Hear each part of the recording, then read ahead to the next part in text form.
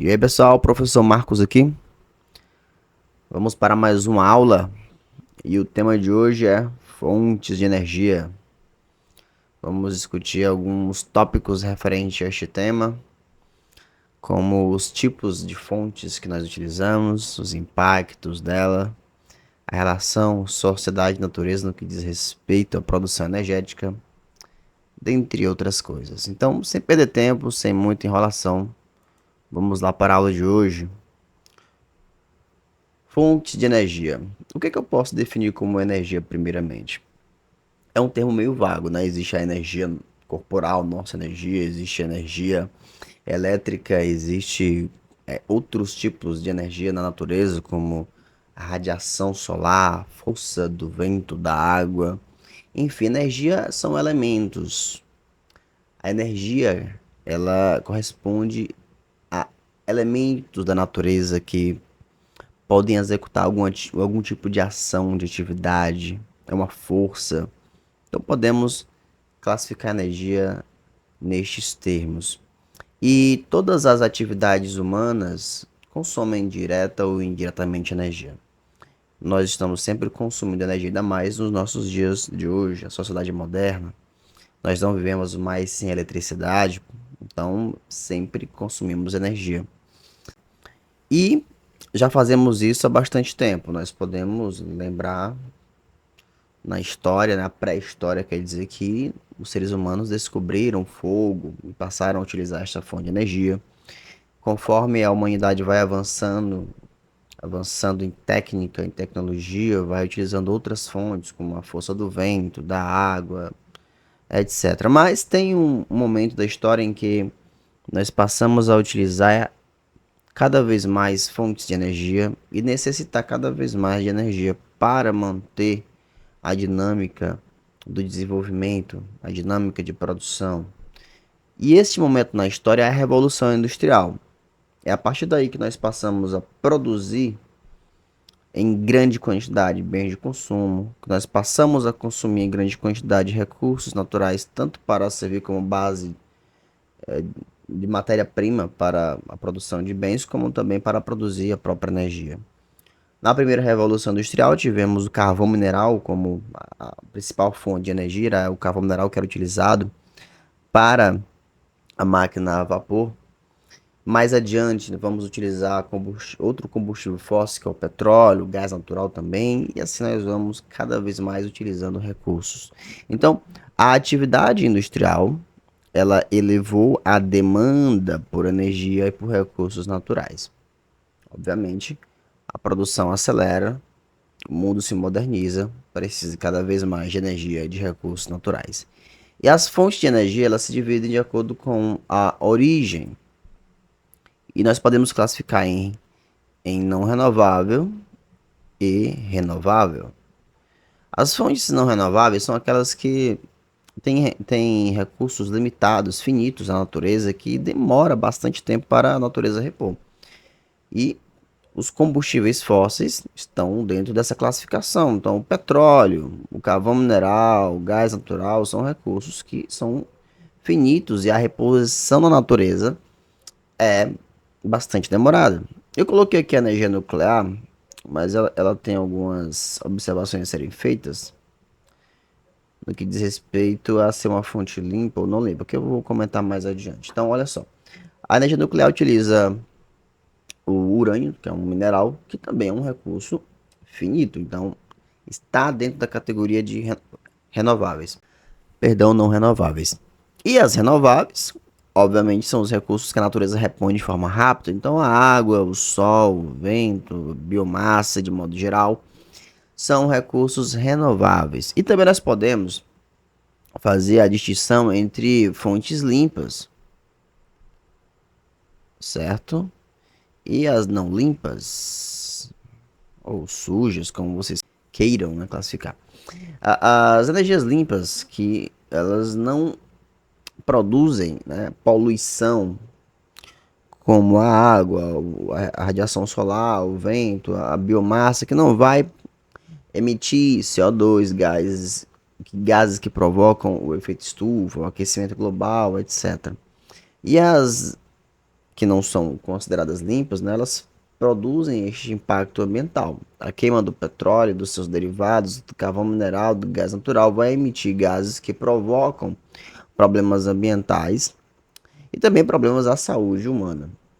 Já a energia nuclear, no que diz respeito a ser limpa ou não limpa, ela entra na categoria de fonte limpa porque ela não vai emitir poluentes.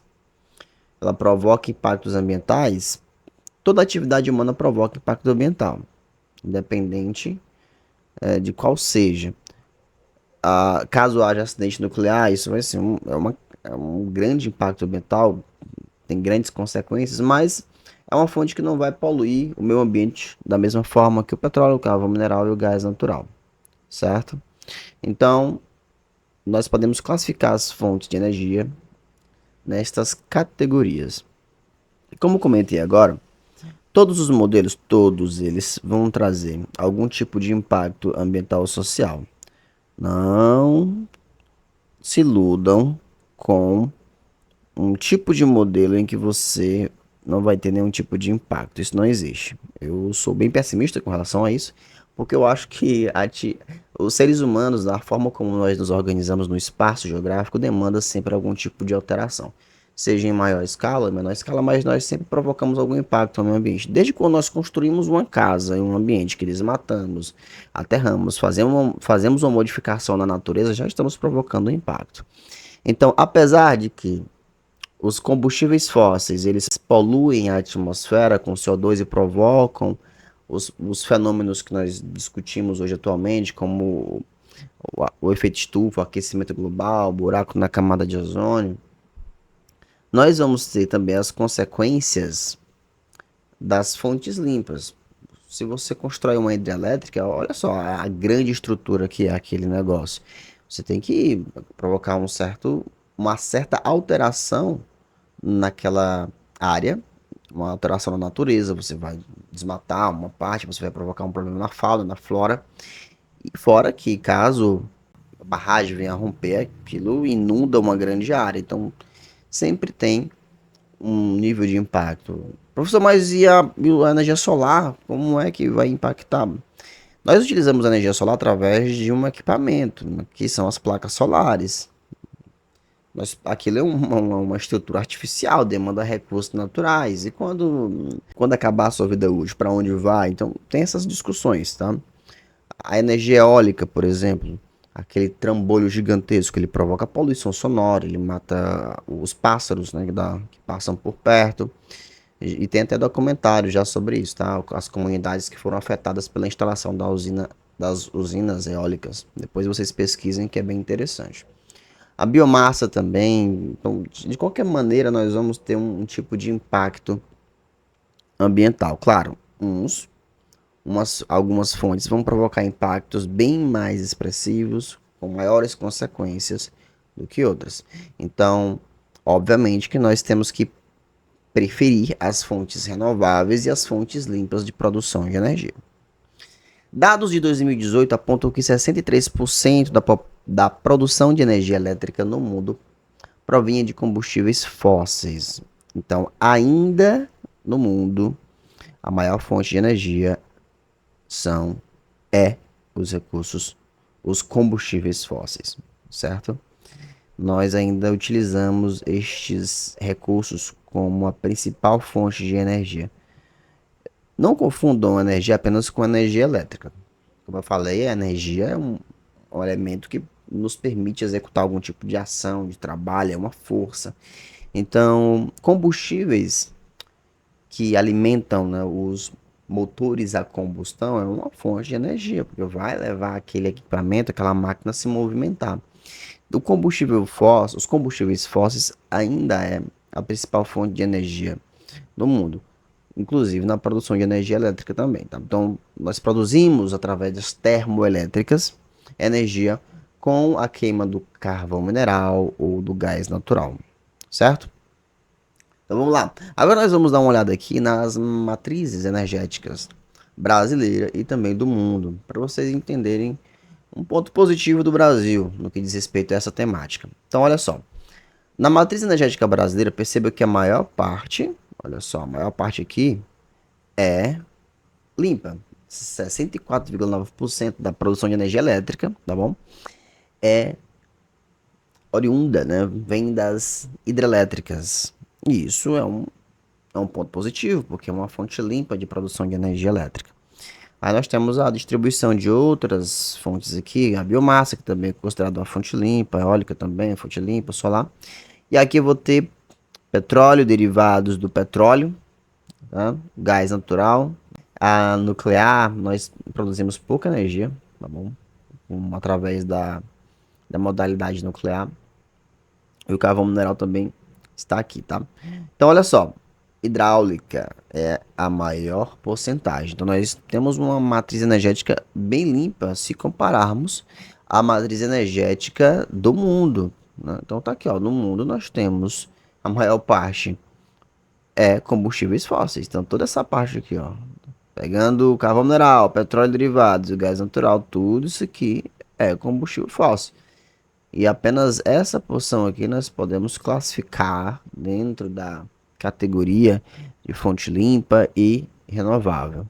Então, no que diz respeito à matriz energética, o Brasil tem uma matriz energética muito mais limpa do que a matriz energética mundial. E o mundo está passando por uma transição, uma transformação. Muitos países estão mudando sua matriz energética, substituindo as termoelétricas por hidrelétricas, por usinas eólicas, solar. E assim nós vamos tentando limpar, né, a matriz energética do mundo.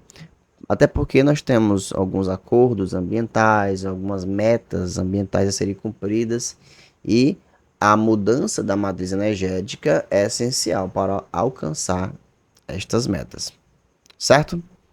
E é isso aí, gente. Espero que vocês tenham gostado da aula, tenham compreendido e compartilha com quem precisa. Deixe conhecimento, deixa seu gostei, curte, comenta que você ajuda aqui o canal do Professor Marcos. Então, até a próxima aula. Fui!